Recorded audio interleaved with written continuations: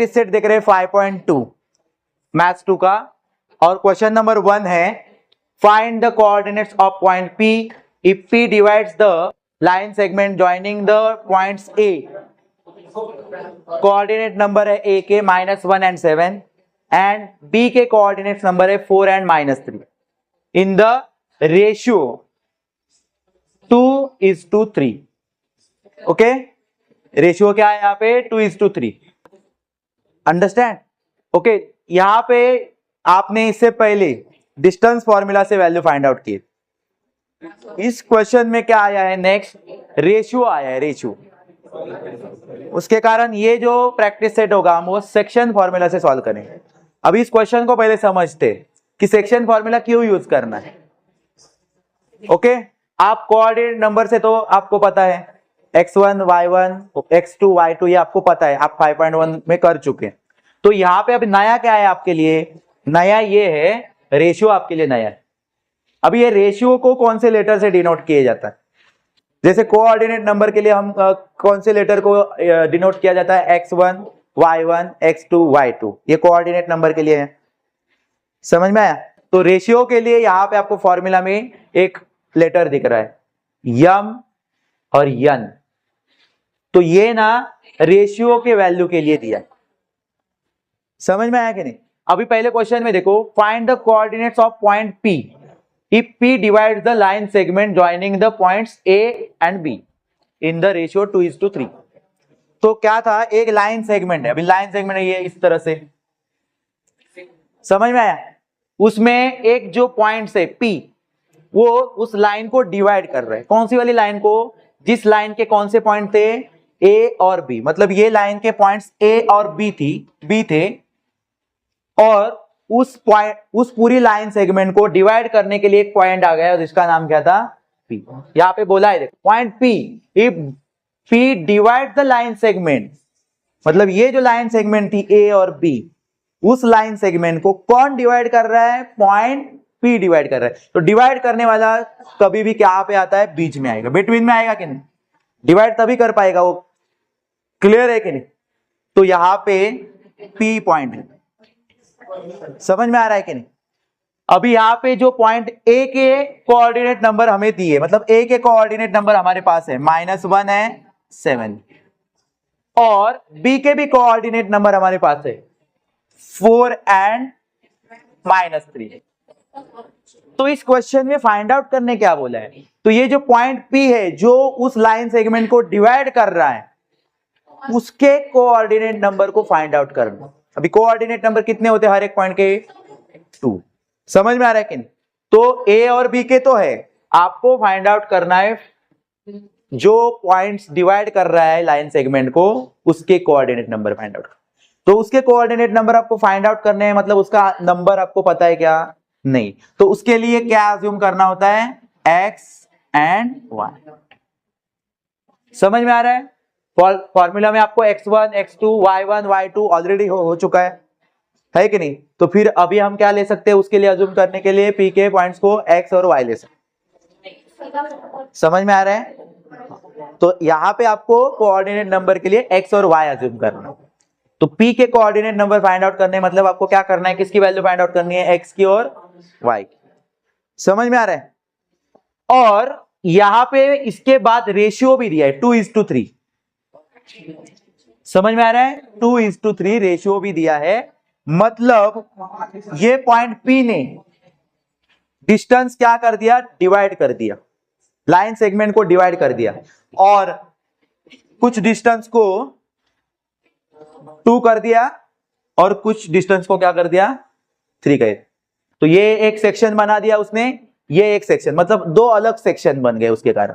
किसके कारण बन गए, पॉइंट P के कारण 2 अलग सेक्शन बन गए। एक का वैल्यू कितना था, 2, और एक का कितना था, 3। समझ में आ रहा है कि नहीं? तो अगर 2 होगा तो शायद P पॉइंट मिडल में नहीं होगा, करेक्टली यहां पे भी आ सकता है वो, क्योंकि P2 मतलब छोटा वैल्यू है ना, तो 3 को थोड़ा ज्यादा मिलेगा सेक्शन।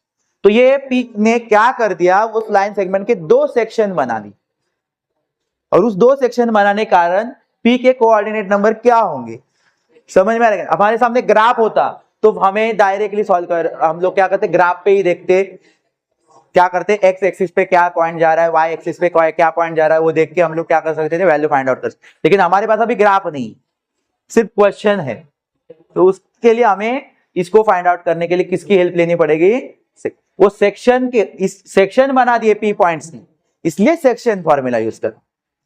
समझ में आ रहा है? और सेक्शन फॉर्मूला क्या है, mx2 plus nx1 upon m plus n, my2 plus ny1 upon m plus n। उसमें x2 को आप जानते हो, x1 को आप जानते हो, y2 को जानते हो, y1 को जानते हो। आपके लिए नया है m और n, ये आपके लिए नया है। और वो m और n मतलब क्या है, जो कि आपके लिए क्वेश्चन में भी अभी नया कुछ आया है, वो रेशियो आया है। तो m और n आपके लिए रेशियो के वैल्यूज, किसके वैल्यूज है, रेशियो के वैल्यूज। तो अगर m पहले है तो यहाँ पे रेशियो में जो पहला है वो m की वैल्यू, मतलब m की वैल्यू क्या होगी इस क्वेश्चन में 2, ओके। उसके बाद n की वैल्यू क्या रहेगी 3। समझ में आया? फॉर्मूला में m फर्स्ट दिख रहा है आपको, बाद में n दिख रहा है। रेशियो में भी जो फर्स्ट रहेगा वो m है और बाद में जो है वो n। समझ में आया? तो आपका m और n की वैल्यू का भी फाइंड आउट होगा। तो आपको फाइंड आउट क्या करना है अभी, सिर्फ p के कोऑर्डिनेट नंबर। जो नहीं पता है इसलिए उसको हम लोगों ने क्या लेटर अज्यूम किया है, x और y, और हर एक बार आपको वही लेटर अज्यूम करना जब आप सेक्शन फार्मूला से किसी के कोऑर्डिनेट नंबर फाइंड आउट कर रहे हो तब। समझ में आया? तो ये आप लोगों को क्लियर है? अभी क्वेश्चन को सॉल्व करेंगे, ओके। तो क्वेश्चन को कैसे सॉल्व करेंगे, देखो ये रब कर देता हूं। क्वेश्चन के सॉल्व करते समय p के कोऑर्डिनेट नंबर को आप पहले लिखो। p के कोऑर्डिनेट नंबर हम लोगों ने क्या अज्यूम किए हैं, x और y। तो x y, ये p ने, ये जो p पॉइंट है उसने किसको डिवाइड किया, डिवाइड सेगमेंट। किस सेगमेंट को, सेगमेंट का नाम भी पता है, दो पॉइंट हमारे पास पता है ना दूसरे, a और b, तो वही सेगमेंट का नाम है a और b। तो segment A B, point p ने डिवाइड किया कौन से सेगमेंट को, ए बी को, कौन से रेशियो में, 2:3। तो लिखोगे इन द रेशियो 2:3। क्लियर है? ये पहली लाइन आप लिख सकते हो, इजी है। समझ में आ रहा है? p के पॉइंट, आप p के कोऑर्डिनेट नंबर आपको निकालने हैं। समझ में आ रहा है? तो उसके लिए आपने एक्स वाई अज्यूम किया है और divide segment A be in the ratio 2:3। यहां तक क्लियर है? समझ में आया? उसके बाद हमें जो सेगमेंट थी उसके दो पॉइंट थे ए और बी, उनकी वैल्यूज हमें दिए वो लिखेंगे। जैसे कि ए के वैल्यूज हमें दिए गए -1 और 7। और आपको पता है जो फर्स्ट पॉइंट रहता है उसके जो वैल्यूज होते हैं वो हमारे लिए x1 और y1 रहते हैं। तो यहाँ पे हमारे लिए x1 कौन है, फर्स्ट वाला ना कोऑर्डिनेट नंबर -1, और y1 कौन है 7। डन। फिर हम लोगों को पॉइंट लेंगे b, पॉइंट b के क्या क्या हमारे पास कोऑर्डिनेट नंबर है 4 एंड -3। इसमें से हमारे जो फॉर्मूला में x2 है और y2 है उसके वैल्यूज है पॉइंट बी में। समझ में आ रहा है कि नहीं? जैसे x2 का वैल्यू क्या है 4, y2 का वैल्यू -3। समझ में आया? अभी हमारे पास फॉर्मूला में रखने के लिए 4 चीजें अवेलेबल हो गई। डन। ठीक है, अभी यम और यन के जगह पे हमें वैल्यूज रखने, तो वो हमारे लिए क्या है, यम रेशियो यन। इसका मतलब वो रेशियो हमें क्या दिया है 2:3, 2:3। तो इसका मतलब यम की वैल्यू हमारे लिए क्या है 2 और यन की वैल्यू क्या है 3। ये आपका डन हुआ, यहां तक क्लियर है? समझ में आया आपको? Done, okay. और फाइंड आउट क्या करना है आपको, x और y की वैल्यू फाइंड आउट करनी है। कौन सा फॉर्मूला यूज करके, सेक्शन। तो इसके बाद आपको लिखना है बाय यूजिंग सेक्शन फॉर्मूला। अभी आपको 2 बार यूज करना पड़ेगा। समझ में आ रहा है? 2 बार मतलब उसमें से जब x की वैल्यू आप फाइंड आउट करोगे तो ये फॉर्मूला यूज करना है, और जब y की वैल्यू फाइंड आउट करेंगे तो ये वाला फॉर्मूला यूज। समझ में आया? ओके, तो चलो पहले हम p के जो कोऑर्डिनेट नंबर है जिनको हमने x और y अज्यूम किया है उसमें से पहले क्या फाइंड आउट करते हैं, x को फाइंड आउट। तो यहां पे लिखोगे x इज इक्वल टू, और x का जो कोऑर्डिनेट नंबर फाइंड आउट करने के लिए हमें जो सेक्शन फॉर्मूला दिया है वो हम यूज करने जा रहे हैं, और वो क्या है हमारा section formula, m x2 plus n x1 upon m plus n। Okay, फिर आपको पता ही है वैल्यू इसमें क्या करना है, हमें सब्स्टिट्यूट करना, वैल्यू इसके अंदर क्या करना है, सब्स्टिट्यूट करना। तो कैसे करेंगे, अभी m की जगह पे हमें m की जो वैल्यू है वो रखनी है। m की वैल्यू क्या है, 2। समझ में? आपको वर्टिकली अरेंज करते जाना है, अभी मैं यहाँ पे स्पेस नहीं है इसलिए आगे कर रहा हूं। समझ में आ रहा है? ओके, m की वैल्यू क्या है हमारे पास, 2, सो यू राइट 2। उसके बाद क्या है फॉर्मूला में, x, तो x m x और 2 इन सारे मल्टीप्लीकेशन के रिलेशन में अवेलेबल है वहां। समझ में आ रहा है कि नहीं? तो इसलिए हम x की वैल्यू ब्रैकेट में लिखेंगे ताकि वहां पे समझ में आए कि x और m का मल्टीप्लीकेशन होने वाला है। समझ में आया? तो x का वैल्यू क्या है हमारे लिए, x2 का वैल्यू क्या है, 4। x2 का वैल्यू क्या है, 4, सो यू राइट 4।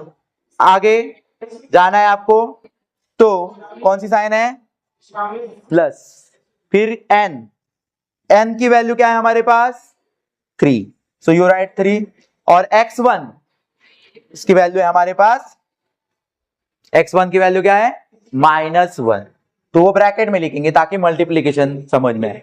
समझ में आ रहा है कि नहीं? उसके बाद आपको नीचे के लिखने वैल्यू, नीचे में m प्लस n हो रहा है, m की वैल्यू क्या है हमारे पास, 2, प्लस n की वैल्यू क्या है, फिर हमें क्या करना है, यहाँ पे सॉल्व करना है। तो सॉल्व करते समय देखो 2 और 4 का क्या होने वाला है, मल्टीप्लीकेशन, 2 4 दा 8 प्लस 2 4 दा प्लस 2 4 दा 8 हुआ, आगे कौन सी साइन है, प्लस, 3 1 जा 3, बट -1 है, ये +3 है, माइनस प्लस माइनस, इसलिए 3 1 जा 3 क्या होगा यहाँ पे, माइनस। समझ में आ रहा है आप लोगों को? ओके, फिर आप क्या करोगे, अपॉन 2 + 3 है, तो 2 + 3 कितना होता है, 5। समझ में आया? उसके बाद आप देखोगे तो 8 में से आप अगर 3 को माइनस करते हो तो आपका आंसर क्या होगा, 5, नीचे भी 5 है। ओके, सो 5 1 जा 5। आप अगर इसको सिंप्लीफाई कर सकते हो, अगर वो टेबल में आ रहा है तो रीड करके सिंप्लीफाई कर। समझ में आया?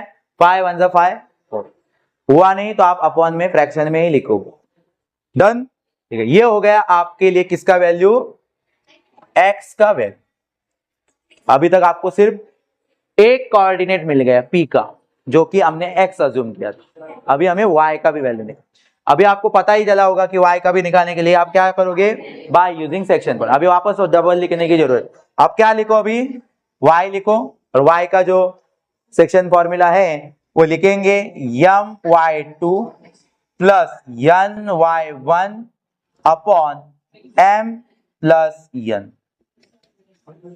अभी m की वैल्यू हमारे लिए वही रहेगी, क्या है वैल्यू हमारे पास, m की वैल्यू 2 लिखा। y2 की वैल्यू ऑलरेडी हमें, इसलिए वैल्यू पहले ही लिख के रखो, देख के सब्स्टिट्यूट करने के लिए इजी। समझ में आया कि नहीं? तो अभी y की वैल्यू क्या है हमारे लिए, y2 की -3 लिखा, ठीक है। आगे चलो, प्लस n की वैल्यू 3 है, y1 की value 7, so you right 7। m plus n मतलब 2, m की वैल्यू है, n की वैल्यू है 3, और ये मिला के देखो, अभी कैलकुलेशन करो, 2 3 जा 6, बट कौन से 6, -6। कौन से 6, क्यों माइनस, क्योंकि 3 माइनस था, 2 प्लस था, प्लस माइनस माइनस। ओके, आगे जाओ, आगे कौन सी साइन दिख रही है आपको, प्लस, तो प्लस लिखो, क्योंकि बट ये वाली बीच वाली साइन लिखने से पहले आगे के नंबर में दोनों प्लस है क्या देखो, ठीक है। नहीं तो फिर प्लस माइनस होगा एक आध नंबर, तो आपका प्लस माइनस होके ये साइन माइनस चेंज हो जाएगी। समझ में आ रही है? तो इसे पहले देखो जरा। अब ये दोनों प्लस में है तो वो हम लोग क्या करेंगे, डायरेक्ट मल्टीप्लाई करेंगे। 3 7 जा 20 प्लस 21 ही मिलने वाले, ठीक है। और 2 और 3 का प्लस करोगे तो क्या मिलेगा, 5। समझ में आया? फिर आगे कैलकुलेशन करो, minus plus 21 minus plus minus 21 में से 6 माइनस करोगे कितना आएगा, 15। कितना आएगा, 15। बट कौन सा 15, प्लस 15, क्योंकि ग्रेटर नंबर की साइन देंगे। समझ, नीचे क्या है 5। समझ में आया? ओके, 5 1 जा 5, ये अभी कैंसिल हो सकता है इनका, क्योंकि 5 के टेबल में 15 आता है। 5 3 जा 15, तो आ गया आंसर। समझ में है? तो इसी तरह से हमें P के जो कोऑर्डिनेट्स है, कोऑर्डिनेट नंबर, वो क्या क्या मिले हैं, 1 एंड 3। समझ में आया? लास्ट में आपको अगर सेंटेंस में लिखना है तो you write the coordinates of point P are 1 and 3। समझ में आ रहा है? ये आप लास्ट में स्टेटमेंट में लिख सकते हो। समझ में आया? ये हर एक स्टेप में आप क्या करोगे, अच्छी तरह से उसको अरेंज करना वर्टिकली, और क्या करना है, क्लीन दिखना चाहिए आपका क्वेश्चन का आंसर। समझ में आया? कहीं पे भी आप लोग कैंसलेशन करोगे नहीं बार बार। ओके।